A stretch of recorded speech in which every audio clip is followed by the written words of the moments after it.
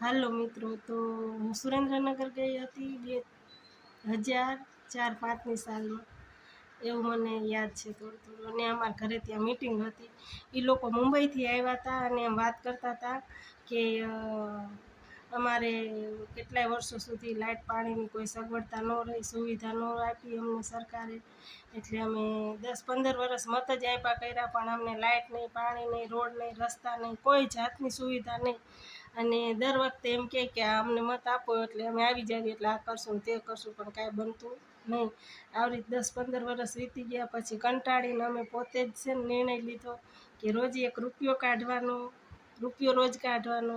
એટલે ગામમાં એક ડબલું રાખ્યું કચરાનું, એ મોટો ડબ્બો બનાવ્યો, ડબ્બામાં રૂપિયો નાખવાનો.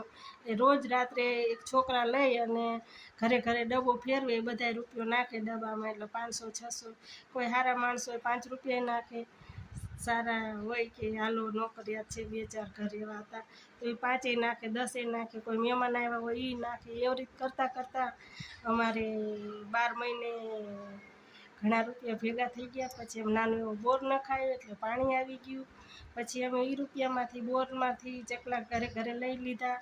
પછી બીજા વરસ થયું એટલે કે આ તો સારું રહે છે, એટલે કોઈ 2 કાઢવા માંડ્યું. પછી આવી રીતે અમે રૂપિયા વધારવા માંડ્યા. એટલે પછી રોડ બનાવ્યા, પાણી લઈ લીધા નળે, હાથે ને હાથે જ કર્યું અમે. એટલે બધી સગવડતા અમે આ રૂપિયામાંથી જ કરી. અને અત્યારે હાલમાં અમે કોઈ રૂપિયાને બદલે 2 કાઢે, 5 કાઢે, જે કોઈ વાત નથી કરતું, પણ રૂપિયો તો ફરજિયાત નાખવાનો ડબ્બામાં. કોઈ ઘર એવું નહીં કે સાંજે રૂપિયો ન નાખે, બરાબર. એટલે રોજ રૂપિયો કાઢી અને બધી સગવડતા અમે કરી નાખી. એટલે હાલમાં અમારા ગામમાં આ રૂપિયાથી અમે રોડ, રસ્તા, પાણી, લાઇટ બધુંય લઈ લીધું અમારા પોતાના રૂપિયાથી. પછી સરકાર આવી કે આ બધું કેમ કર્યું, સરકારને કીધું અમે રૂપિયો કાઢીને કર્યું. એ સરકાર કહે કે હવે અમે આમ કરશું, સરકારને કીધું કે હવે તમારે નથી કરવું, અમે કરી લીધું.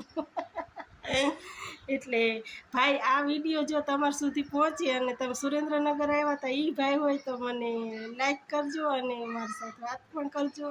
કેમ કે આ વાત તમારી સાંભળેલી, અને હું પણ ત્યારની રોજ રૂપિયો કાઢું છું અને ક્યાંક ક્યાંક આપું છું, સ્કૂલમાં આપું છું, કે આંબેડકર જયંતિ હોય ત્યારે આપું છું, પણ ડબ્બામાં રૂપિયો નાખું છું.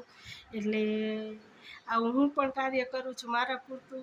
એટલે મિત્રોને કહેવાનું એમ છે કે જ્યાં સગવડતા નથી, ધારો કે અમારા મચ્છોનગરમાં આ જ પરિસ્થિતિ છે, તો મચ્છોનગરવાળા રોજ 1 રૂપિયો કાઢે તો કદાચ 2000ની વસ્તી હોય તો રોજના 2000 થાય, બરાબર. રોજનો 2000 રૂપિયા થાય, વિચાર કરો 12 મહિનાના કેટલા થાય, બરાબર.